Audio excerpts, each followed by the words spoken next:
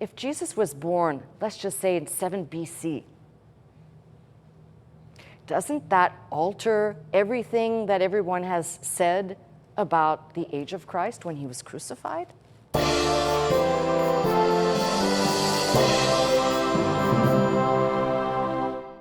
Luke chapter 1, verse 5, there was in the days of Herod, the king of Judea, a certain priest named Zacharias of the course of Abiah or Abijah. And his wife was of the daughters of Aaron, and her name was Elizabeth. And they were both righteous before God, walking in all the commandments and ordinances of the Lord blameless. They had no child, because that Elizabeth was barren, and they were both now well stricken in years. Let me stop there, because we're going to revisit this passage a little bit later in the message, but I just want you to look at something. Remember, we started last week by carefully reading out of Matthew's gospel. Not that they saw a star, they saw his star. Those little words that become really important when you're reading, which we can read right by. Here is another one. Luke, just like Matthew, mentions the mention of the days of Herod, king of Judea. And as I noted last week, we can know that the writing is in the right period because Judea went through several different names. This would have been the name of this place during this period of writing between Matthew and Luke. Then you also have, as I said, the mention of Herod, a priest named Zacharias. All this seems like nebulous information. Why do we need it? But in here, in this small little passage, the information for people to properly at least begin reckoning the date of Christ's birth. Why? Because Zacharias and Elizabeth would become the parents of John the Baptist, and the chronicle of this was by brilliant design, not by mistake, not by just to, let's be verbose.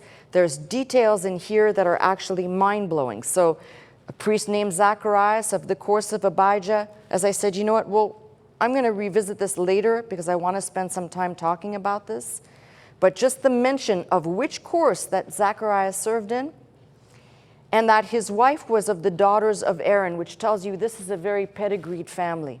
This is not your average group of people here.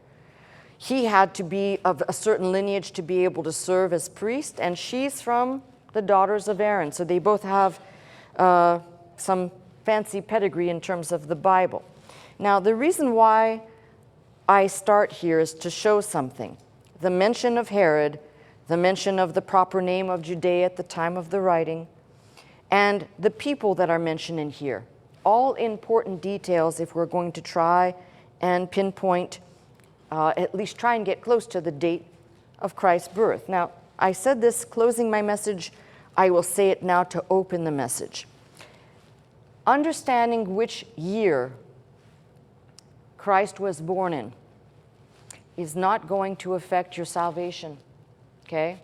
So if somebody says he was born in 8 BC or he was born in 4 BC or years in between, that's not going to affect your salvation. But what is important is recognizing that his birth must actually line up with one of the feasts that are laid out in the Old Testament, because everything about those feasts, see, people tend to look at the Old Testament and say, well, this wasn't the old system. But it was never an old system. It was a system of shadows and types.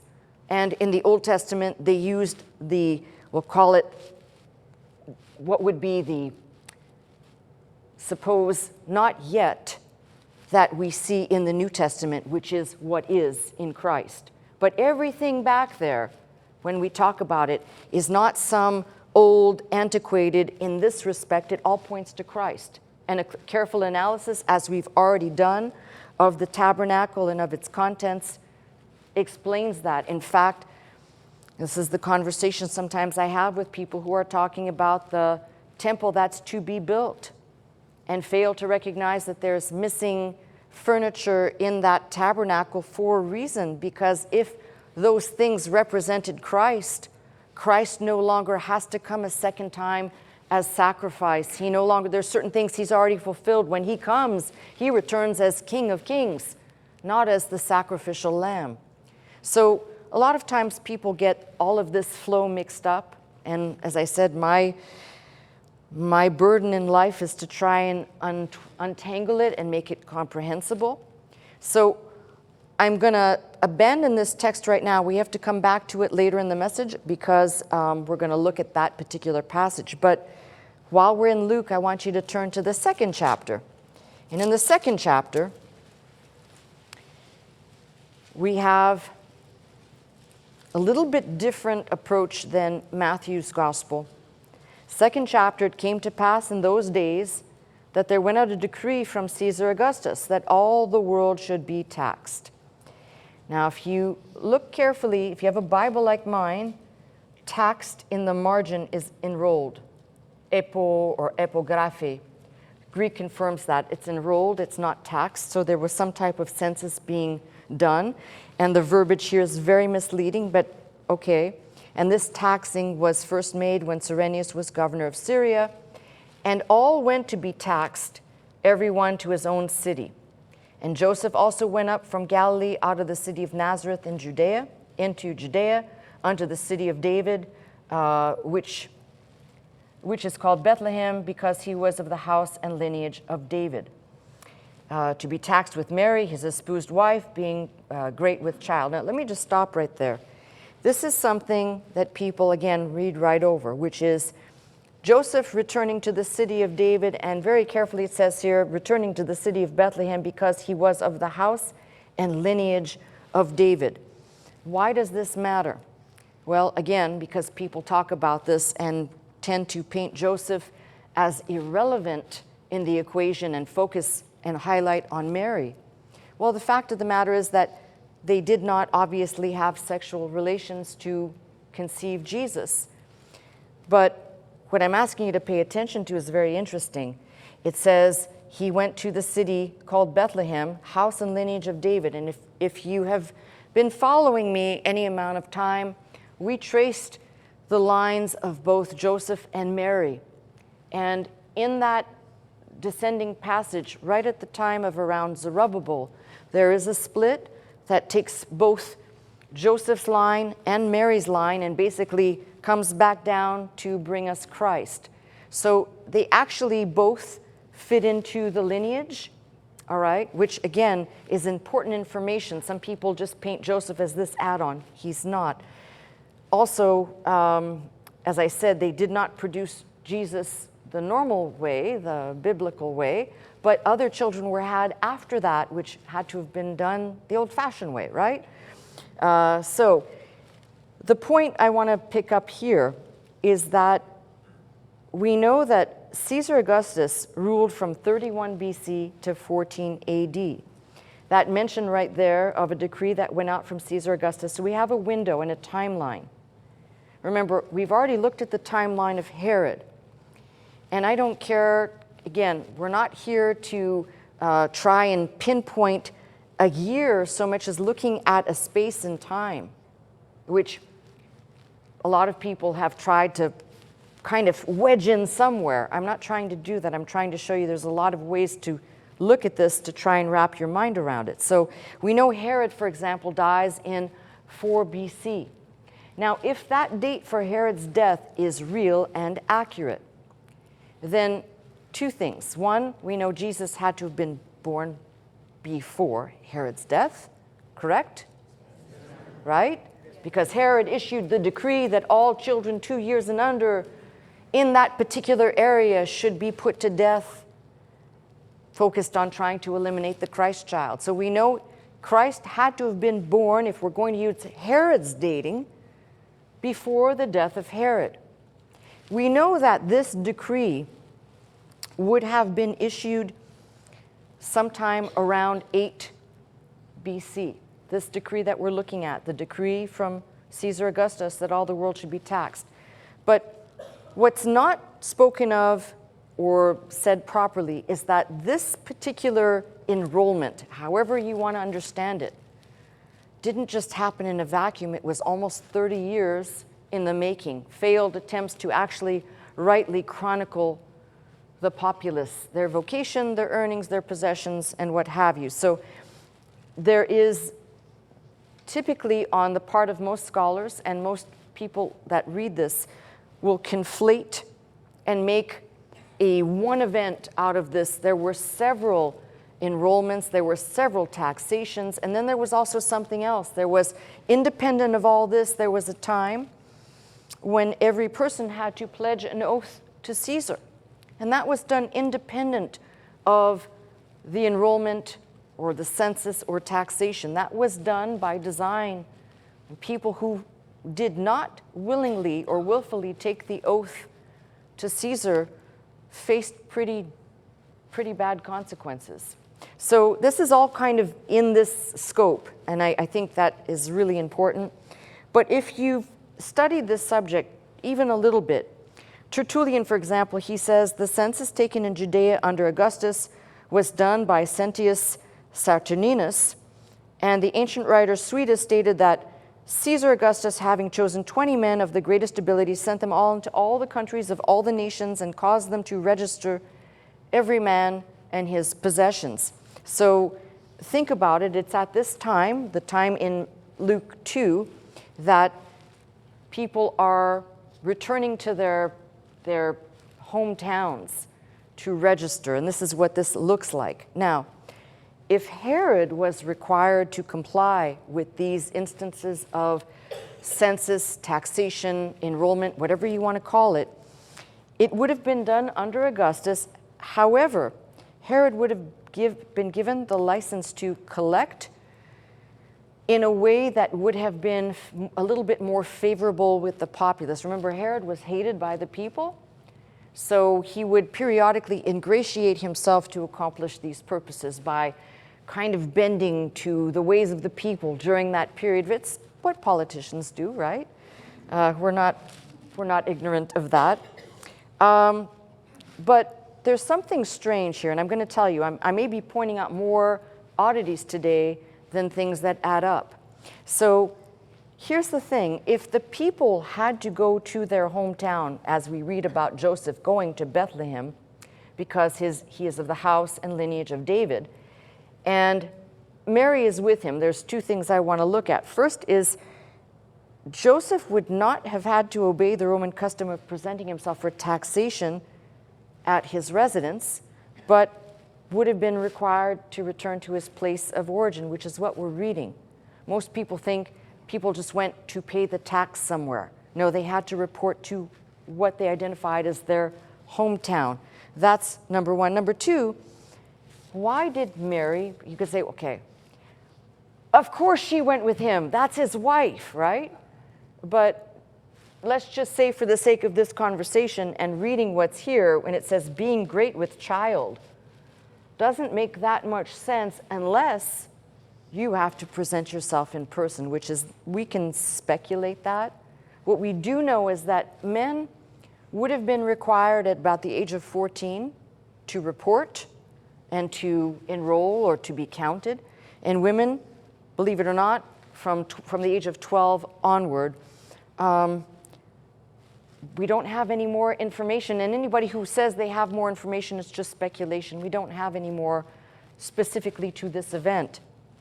So this, what I just said, is not without problem. Why? Because if you read in verse 2 when it says, and this taxing was first made when Cyrenius was governor of Syria, there may be some time issues there, and a lot of people have tried to make it work. I'm just actually going to point out the things that may be in slight contradiction, all right? So this is what we know. The historical data shows that Quirinius did not become governor of Syria until 6 AD. That's a problem. Yeah, okay. He was consul in 12 BC, but just not of that area. So there's a question mark there. That's something I'm not going to die on a hill about. It's not going to affect my salvation. It's just question mark, okay? At some point between 12 BC and 1 AD, he was engaged, this Cyrenius was engaged with a Cilician tribe, so we can know that Quirinius presided over the first wave of the enrollment, if you want, that had taken place.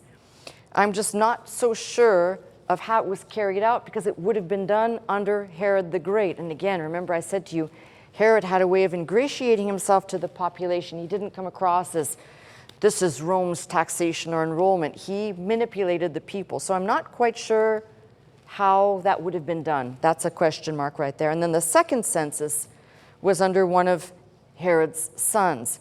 We have the second census, just a blip in passing, just something that goes by like that. You wouldn't even think to classify it as such. I'll read it to you in, let's see here. In Acts, I'll read it, don't turn there. In Acts 5:37, it says, after this man rose up Judas of Galilee in the days of taxing and drew away much people. That in the days of the taxing, that is the second census in Acts 5:37. Just a blip, just poof, all right? But that's the second census that occurs. Now in Matthew's writing, he says that Herod was still on the throne at the time of Christ's birth. But listen to what Josephus, the writer, Antiquity of the Jews, all of those writings, he says, Herod's illness came more and more acute, for God was inflicting just punishment upon him for his lawless deeds. He had a mild fever, apparently some sort of skin condition that made him want to rip his skin off. For the amount of inflammation and itchiness that covered his whole body, he suffered from some terrible bowel disorder, intestinal pain, gangrene of his private parts. As some have hypothesized that due to all of this sickness, this is why Herod could not see the star that is referenced in Matthew's gospel. But I don't think so. I think that that's human rationalizing, and I think the answer is of a spiritual nature. I think that he did not have spiritual eyes to see, therefore God did not let him see, okay? And I also, just on that note, I'll tell you, because there's more to this star, I think that it's really important to understand that the things we think we understand, I think those wise men understood clearly. And even with all the wealth of information we have, we probably don't have the complete picture that they were looking at. That's what I think. All right, so most of the information that we have about Herod comes to us from Josephus. We know that Herod's reign began at the death of his predecessor Antigonus. So most of the available information between the census that I'm talking to you about in Luke 2, which would have been 8 BC, and the death of Herod the Great, 4 BC, we can say that there is a definite window of certainty, okay, between 8 BC and 4 BC. But what we can conclude probably even easier than this, and I'm saying this in a more opinionated way, it's highly unlikely that this 8 BC census concluded within that year the birth of Jesus, although it's possible. Equally so, if Herod died in 4 BC, the likelihood that Christ's birth occurred before then, we would most likely say, if you're going to look, push the two dates together and end up somewhere in the middle. That seems to be a logical conclusion, somewhere around 7 or 6 BC for the date of Christ. But you must analyze everything. In what is called the Megillah Tanit, there is a list of Jewish set times that appear, and what's interesting is that fasting at certain times in this book, the dates are considered prohibited. You are not allowed to fast on certain days. And this list was compiled before the destruction of the temple in 70 AD. 2 dates. One is 7 Kislev, the other one is 2 Shebat.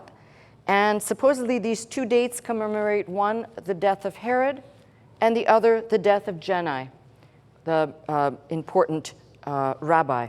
So why do I say that's important? Because that will play into, if these dates are legitimate, that will play into dating, if we know the month that Jesus was born, these dates can help us establish other facts. So That's why I said it's important to keep an open mind. We can also assume from both Matthew and Luke that after fleeing to Egypt, Joseph and Mary, with Jesus in tow, returned to their home after an angel had told them, basically, the coast is clear and that old sucker's dead. Come back, right? The danger's over. So we're looking at this 5th verse, and it was in the days of Herod, king of Judea, a certain priest named Zacharias of the course of Abiah, or we know it better as Abijah. Now in 1 Chronicles 24, verses 1 through 19, you can read about the 24 courses of the priesthood. And basically how this worked back then, not that there was a lottery. You had to be in line. Your lineage determined whether or not you would serve. You were assigned 1 week. In the service, for example, the course of Abijah would be the 8th course in service, 1, 2, 3, 4, 5, 6, 7, 8. So starting at the first course, which would have begun on the first Sabbath of the first Sabbath of Nisan, and then the second week, the second course, and so on. But the only problem there is that Passover, Pentecost, and there's one more. Everybody served. It wasn't like one priest for that week. They all served. So what we know is that that service of the 24 courses is there in 1 Chronicles 24. It also lays out the holidays where everybody served, and then they would start all over again. So basically you'd have 2 times 24, 48, and the rest of it filled in by those high feast set times where everyone served. So what happened? The people living in the land get deported and carried away. And we read that when they came back from Babylonian captivity, that would be in Nehemiah 12, when they returned, there were only 4 divisions that returned of all. Only 4. These 4 were redivided into 24 to carry out the prescribed method of worship. So the transition from 1 Chronicles, which was complete, and then the people were carried away, and not everybody returned. So of those that did, 4 divisions return. Those 4 divisions are redivided into 24 to begin the service. And this is how we know Zacharias of the course of Abijah, by the time of Christ, they were still doing this service.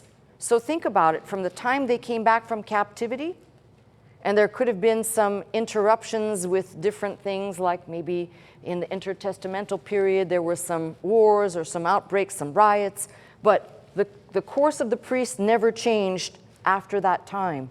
So when it chronicles that Zacharias of the course of Abiah or Abijah, a person who's trained in this book knows right away Zacharias was serving in the 8th course. That's number 1. Number 2, as I said, the first course would have started on the first Sabbath of the month of Nisan, and Zacharias serving the 8th course would have started serving, hear me out, on the 9th week, because Passover occurred on the 3rd. So that's when everybody served, remember? So I'm trying to show you there'd be gaps in time. If you were trying to make this constant flow, you have to account for what? Passover, Pentecost, and what else? Tabernacles. I knew there was one missing. All right. So we have the other mention here, that Elizabeth was barren, and they were both now well stricken in years. We know that Zacharias prayed to have a child. So again, here is another, I could do a message in a message, but it's really very analogous to the way God looks at people that are faithful in following him. You look at Abraham and Sarah, or you look at Isaac, and all of these barren folks, right? And they plead and they petition, and then God does something for them in answering their prayers. So surely we know here, as Zacharias served, the angel Gabriel visited him, told him that his wife Elizabeth would soon have a child, and his name would be John. Now, I don't know about you, but I always have these little cartoon reels that go on. I imagine Zacharias serving in the temple and being freaked out because what the hell is this thing, right? This angel. We think of angels as sweet and lovely. I think they probably have more of a striking, scary appearance, but that's just my opinion. And then on top of that, some stranger is telling you your wife's going to have a child. Nothing wrong with that, right? I don't know. Okay, never mind.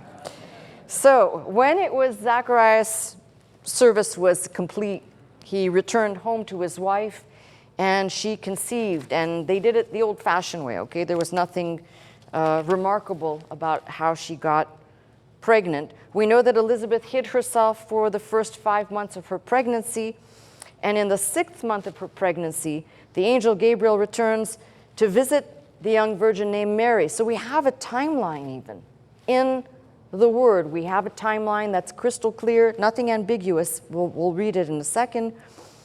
And what's remarkable is that, again, take a look at this. We can know what time Zacharias was serving in the temple. We can know, because courses would align with specific times, so we could narrow down when he was serving, when he finished his service, which would have been at the end of that week, that he went home, that Elizabeth conceived, and now we're talking about the fact that for the first 5 months she hid herself, but in the 6th month we have this conversation where the angel visits Mary.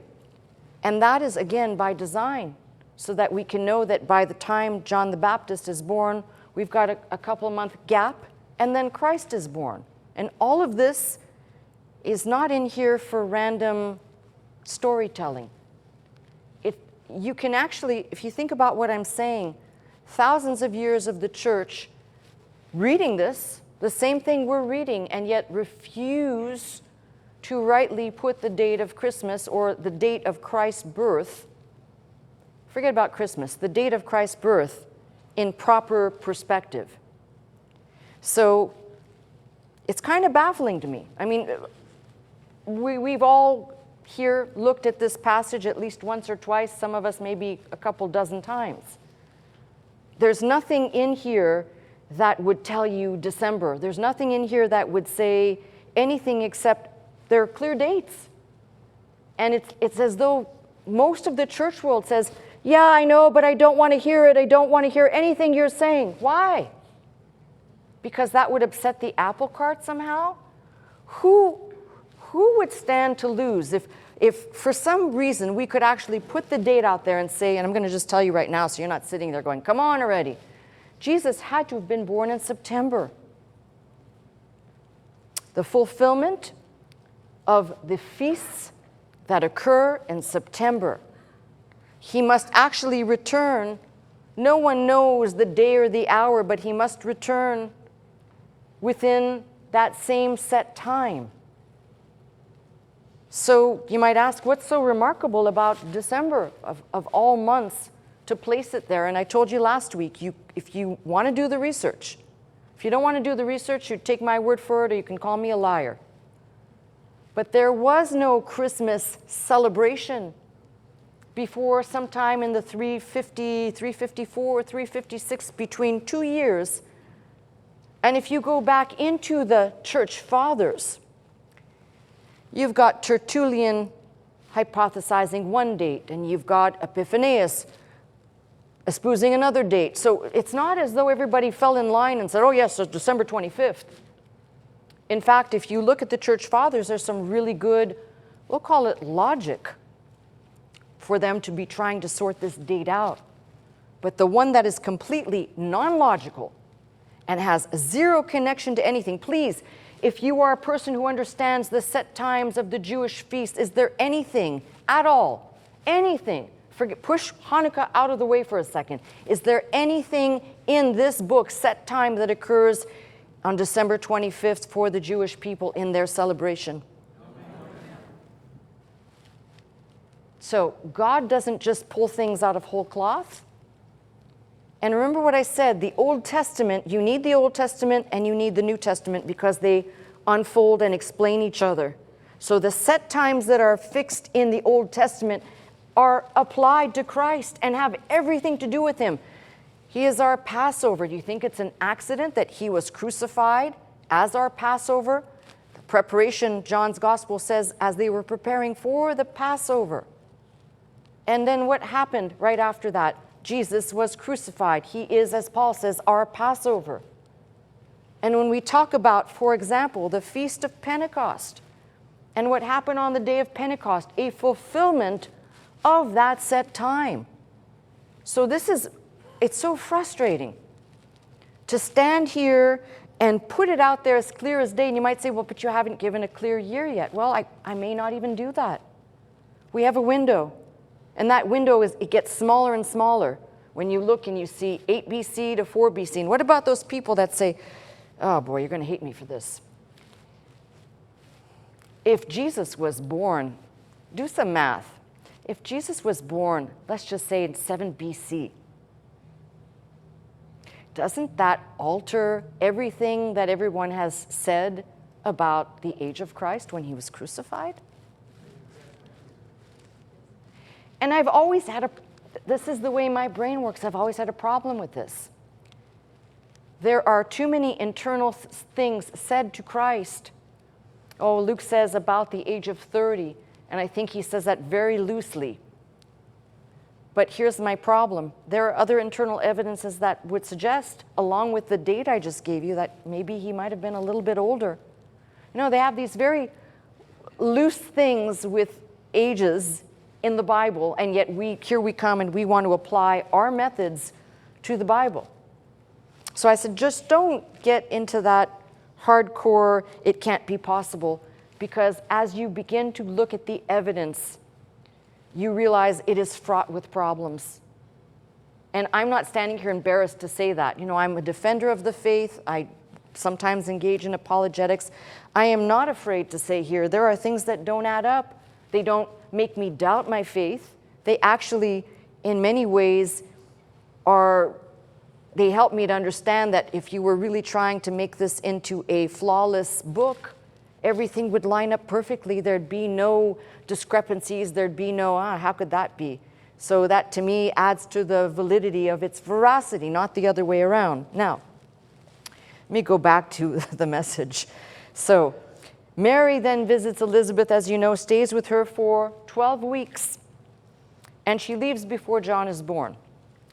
That tells us that John the Baptist was 6 months older than Jesus. Furthermore, if we can date the birth of John the Baptist's conception and birth, that should help us get a little closer to Christ's birth date, correct?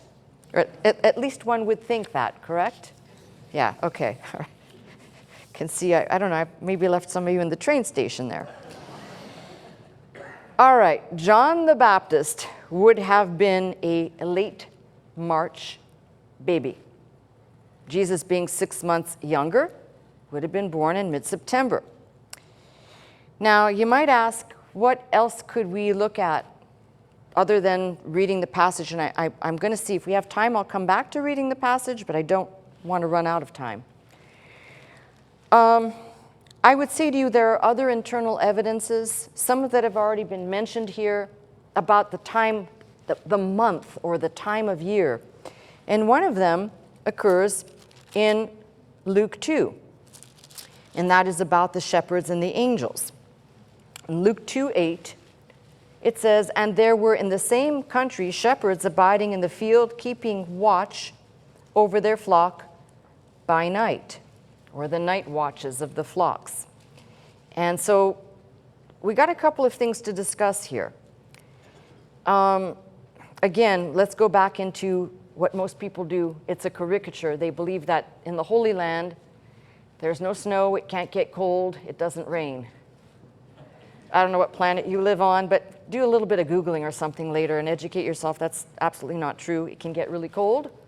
They can have massive rains, and yes, it can snow. So never say never there. But what we have to ask, which has been asked here already, but I want you to consider something. It says that shepherds were abiding in the field, keeping watch over their flock by night.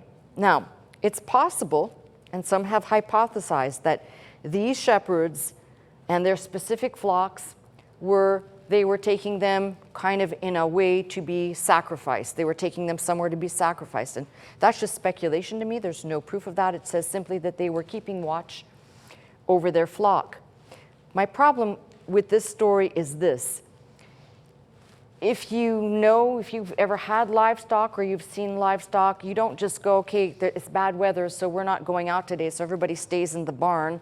It doesn't work like that. You do have to take your animals out and make sure that they're fed, they're watered, that they can roam a little bit to do whatever it is they need to do. And these would have, we're going to say, maybe possibly been sacrificial animals. But the important thing to kind of look at is, would you have your animals that are destined to be slaughtered out in the cold where possibly they could become defective due to injury or anything else? And the answer is no, you wouldn't. Okay? So then the next question which has been asked here is, would you keep sheep? If we're talking about the month of December, would you be keeping or tending your sheep out at night in the month of December? It's not impossible, but the likelihood of that is not too good. And the better likelihood is that this event is not being chronicled in December, but rather at the time we're talking about, which is early fall. That is, for all intents and purposes, when you would probably see this type of thing, not in the middle of winter. There's something else that's said here, though, which is kind of interesting. So you've got the shepherds, and then you've got an angel of the Lord. It's always interesting when you throw in an angel of the Lord, right?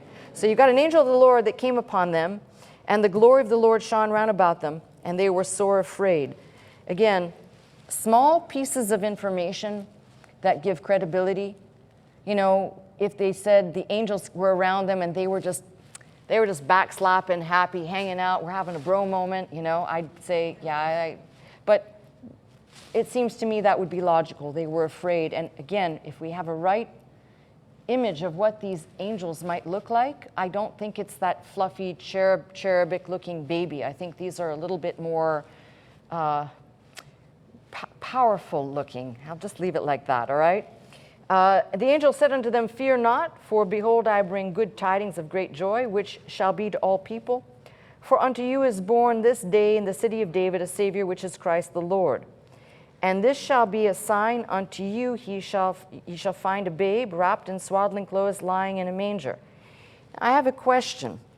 Interesting, the angel tells this to the shepherds. Now, it doesn't say they're mathematicians or they're astronomers, they're shepherds, okay?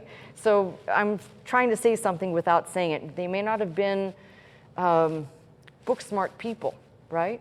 So the angel's talking to them and says, you know, you'll see a sign, you'll see a babe wrapped in swaddling clothes, lying in a manger. And suddenly, there was with the angel a multitude of heavenly hosts praising God and saying, glory to God in the highest, and on earth peace, goodwill toward men. And it came to pass, as the angels were gone away from them into heaven, the shepherds said one to another, gee, what the heck was that? No, they said, let us go now unto Bethlehem, even unto Bethlehem, and see this thing which has come to pass, which the Lord hath made known unto us. And they came with haste, found Mary, Joseph, and the babe lying in the manger. So it's kind of interesting. This is a lot of storytelling to include random people that have no rhyme or reason in the story. I want you to think about this. If you're inventing something, it could be a cool invention to add a couple of shepherds and a couple of crazy angels, or it happened that way. And it's as crazy as that seems, it happened that way. And I believe it happened that way. When they had seen it, they made known abroad the saying which was told to them concerning this child. And all they that heard it wondered at those things which were told to them by the shepherds. So again, it says the shepherds returned, glorifying and praising God for all the things that they had heard and seen as it was told unto them. So kind of an interesting passage right there. And as I said, the reason why I think even this part of the story, we don't know the shepherd's name, we don't know how many people, but just simple people exposed to something supernatural, an angel saying, this is what's going on, this is what's happening, go check it out. Now imagine if they made that pilgrimage to go check out, go see this babe in swaddling clothes, and they get there and there's nothing. But the record says that they saw Mary, Joseph, and the babe lying in the manger. So this is one where I'd say to you, is this a hard proof? Is this something where you'd say, I'm going to stake every claim on this? No. But again, the oddity of the way this is written, including strangers and concepts that had not yet really been built in to lay out the narrative, are put in here. So if you were analyzing this just the way it's written, just a writing analysis gives you a good sense of actually a veracity, not anything else. But again, you've got to line up all of the internal things in here, not just one or two. All right, if we are still looking up, as I'm going to change subjects again, if we are still looking up, we went through the Gospels, the Gospel and the stars, we went through looking at briefly the Star of Bethlehem. So let's ask this question. I'm going to toss this in for good measure because I can.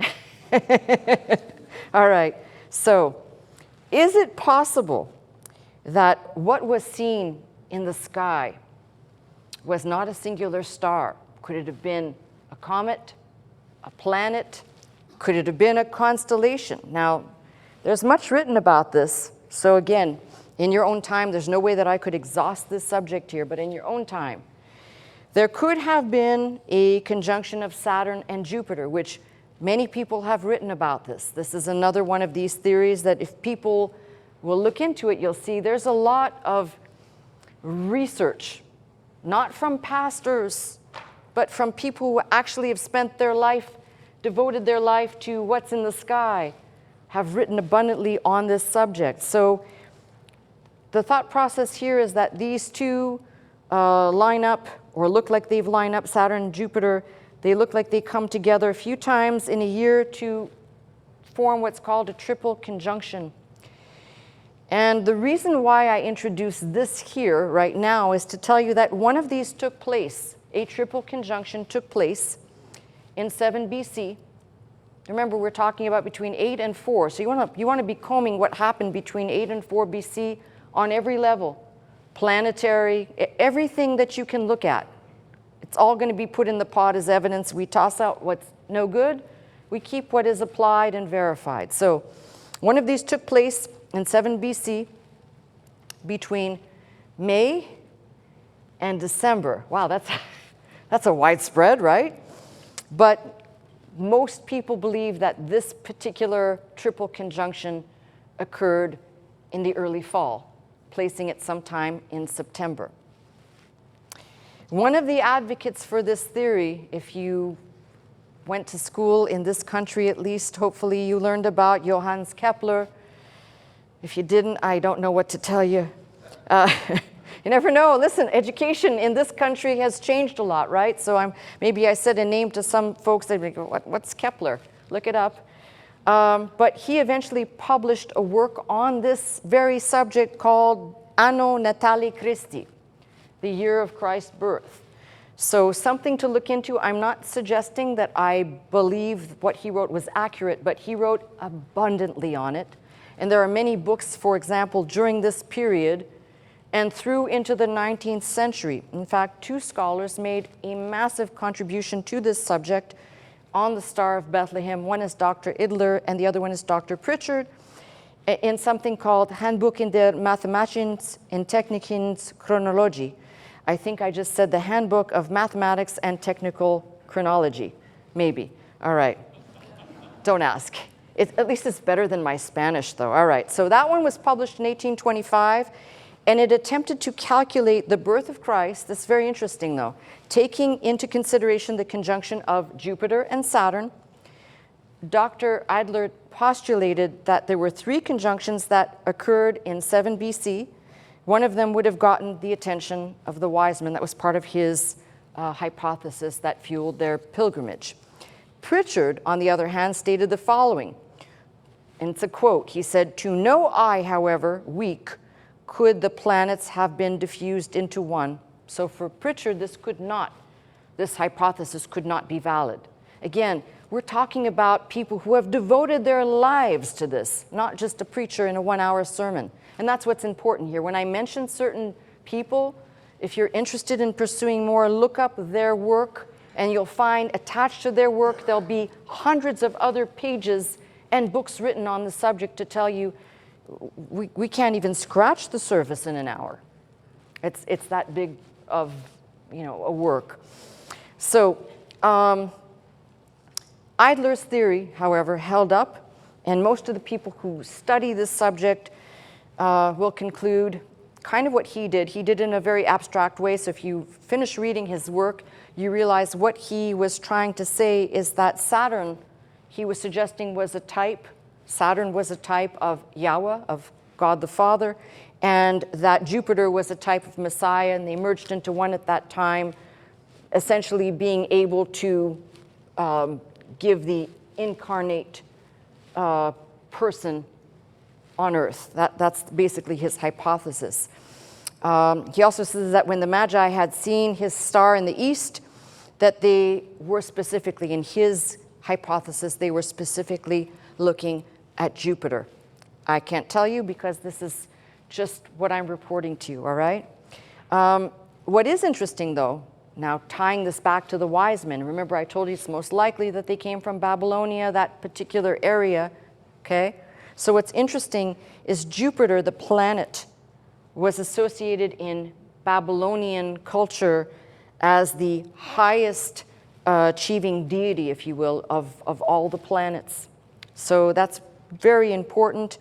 And then that Saturn was the celestial identity of those identifying as Jews. This is kind of a weird thing because we don't necessarily associate astronomy with the Jewish people, but yet in their records, a central part of the constellation of Pisces, the region with both planets would reach their stationary points, was associated in Jewish writing with the Levant, specifically the Holy Land. So I don't know, is that just a coincidence? Maybe, can't say.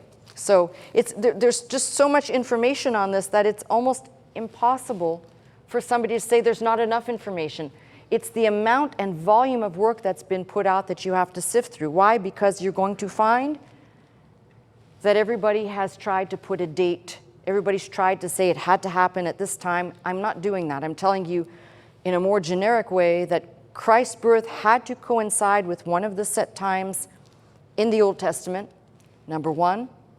And number two, going from the dating that we have from Luke's Gospel of John the Baptist, we know that Jesus had to be born in September. That narrows down the feast that you're looking at, doesn't it?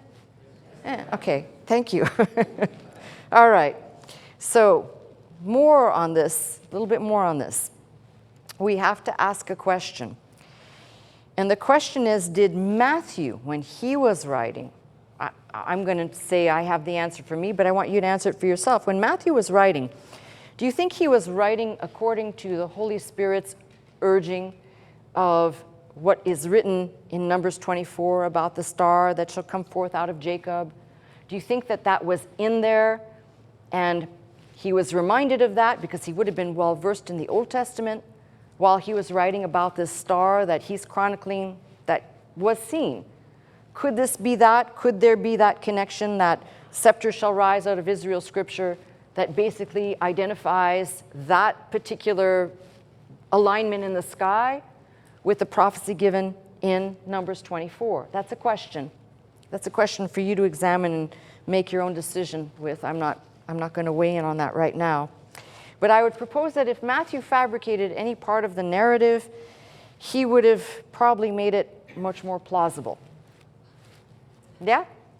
I mean, think about it. If you're going to write, I'm going to sit down and I'm going to write a bunch of bogus stuff, right? I'm going to try and make it bogus believable, not bogus like, oh, come on, right? So there's a lot in there that if you're not a person of faith, this is what turns a lot of people away because they can't make sense. They're trying to humanly rationalize what can only be seen with spiritual eyes. Sorry, but that's just the way it is.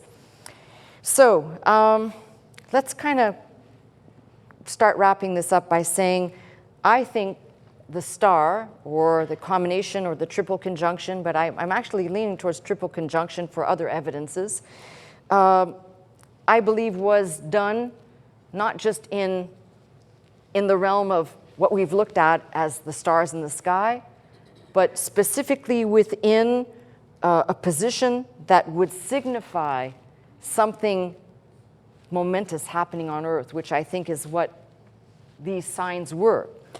But as I said, if Matthew thought that this was miraculous, the star, there's nothing in the writing that says this is a strange happening, or this is an oddity, or it's a miracle star. Simply that they said they were following his star. So when I say there's nothing remarkable in the story, it means there's nothing that would leap out to say, oh, that sounds a little odd.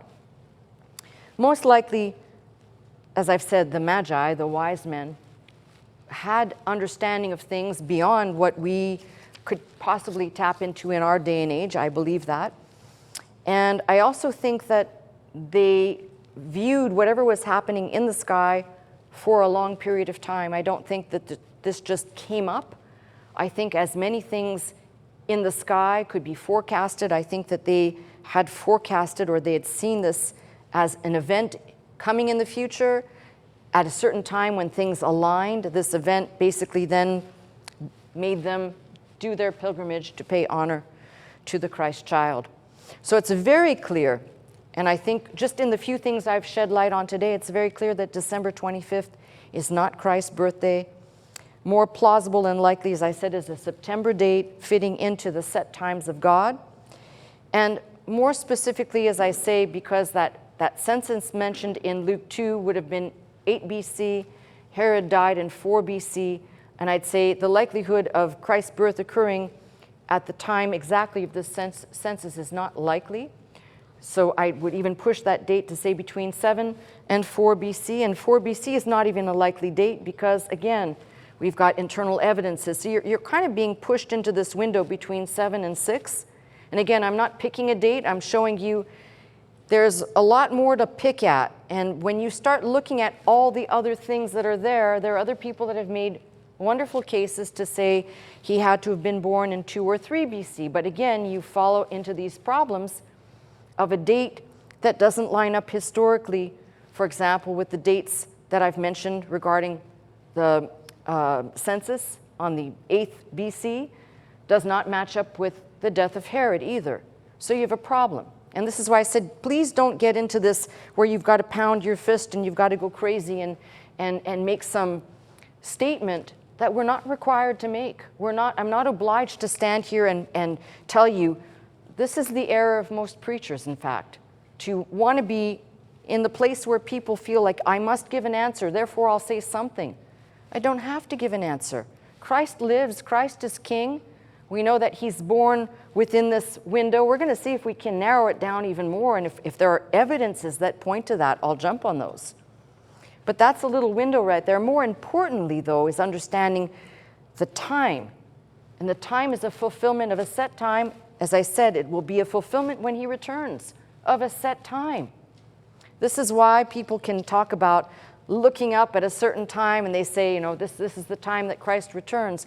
Well, if you're following the set times, it's written. It is written in the book. And that's probably the most important thing I can say. The goal of these messages is to get people to take a second look, to do a little bit of digging, to not get into the mindset of saying, this is what I've been told or this is what I believe, but rather open your eyes up to see that even when we can't make something fit neatly into a box, that usually, my nature anyway, is I'm going to do more digging. I'm going to do a little bit more exploring. I'm going to look and probe more. Does it mean that I'm going to answer every single question? No. And I may walk away, typically I do, with more questions than answers. But in the big picture, there's one thing here that we can walk away with certainty about. You don't put this much evidence and this much work and this much labor into presenting someone who didn't live and who didn't exist. We're talking about the nuances that are included. I mean, what an elaborate scheme to paint something in such minuscule detail if it's all a lie.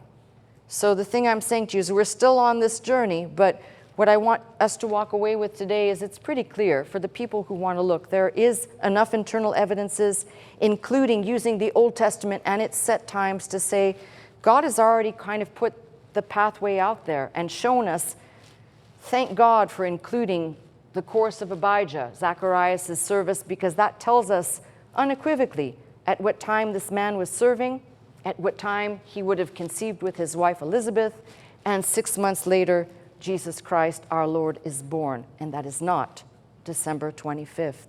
I hope for the people out there listening to this that become shell-shocked after you've heard me repeat that 3-4 times today, that you come back and come back saying, I have to hear more, even if you don't agree with me. I have to hear more of what she's saying to fill in the blanks, because that's exactly how I started. I started as the person that was pounding their fist in complete and absolute ignorance and denial, because I'd been told this thing and believed it my whole life. But the reality is what Jesus said is really fits the bill right here. The truth is very liberating. When you find the truth out and you find that the truth of the matter is the truth does set you free. We are not bound by these pagan traditions and pagan rituals. And I've said this to you before, if you celebrate Christmas, I don't think God's going to strike you dead. I think it's more what I've said. I use Christmas, and I've always used Christmas as an excuse to reach out to those people who I normally wouldn't express gratitude or love for, just an appreciation for. I use that time because everybody's doing it, so it's not weird if you do it then. And that sometimes can become the door that opens for people, because they think this is the time that Christ was born, to be a little bit more open to talking about God and the things of God, including His goodness, His kindness, and His mercy. If that's the door I have to take, I'll take it. I'm not telling you to stop celebrating or stop having a party. Just recognize what it is, and it's not part of this equation. It can be part of our world, because it is part of the world we live in. So you can't just say, well, I deny all of this. It's part of our world. People celebrate. Just know why you are not celebrating that day for that reason. And then you can have a party with your friends or people that don't yet know the Lord and maybe enlighten them. Although I'd say to you, probably not a good idea to do it around Christmas time. You'll never regain them as friends ever again. All right, so with that being said, folks, that is my message for today. I hope that the takeaway today is not how many things I left undone or how many questions I didn't answer. It's to show you that there's a lot of things that are difficult to navigate, and we cannot be dogmatic until we've taken in all of the material and all of the resources. And even then, we may not be able to come hardcore to a point, but we've at least looked at enough information that we can form certain conclusions based on biblical evidence, not on opinions, postulations, or hypothesis of the world. That's my message. You've been watching me, Pastor Melissa Scott, live from Glendale, California at Faith Center. If you would like to attend the service with us Sunday morning at 11 a.m., simply call 1-800-338-3030 to receive your pass. If you'd like more teaching and you'd like to go straight to our website, the address is www.pastormelissascott.com.